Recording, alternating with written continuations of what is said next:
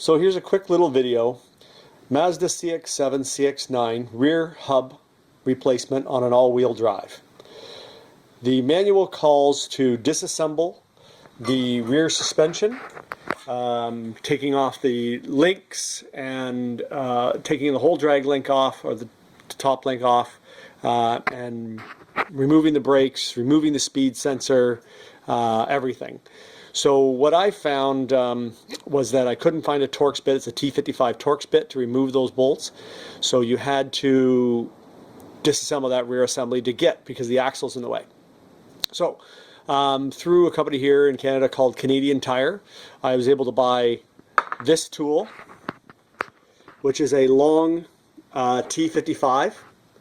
It comes in a whole set of impact T55s, and with that I was able to get to the back Torx bolts through the back of the assembly.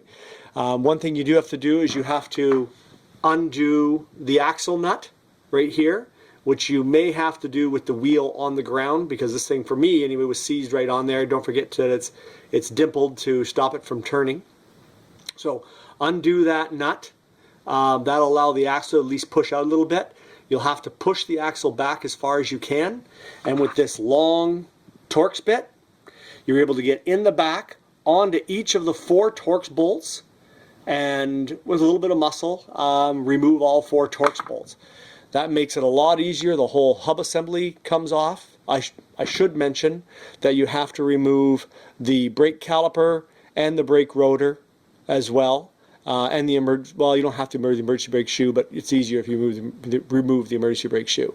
So, long nose Torx bit, T55, 2 17mm sockets, remove the caliper, pull off the rotor, this axle nut, push the axle back in, use the Torx bit to get the 4 bolts out. On the front upper and lower bolt, I was able to use my impact gun. There's enough room to get my impact gun and get them right out. On the rear upper and lower bolt, I had to use, obviously, a 1/2-inch drive socket with an extension on it to be able to break the bolts, and then it came out easy. So rather than 3 to 4 hours of a mess, that job took me about an hour and a half to do. So, and while I was at it, I obviously put a new backer plate on, new rotors, and brake pads.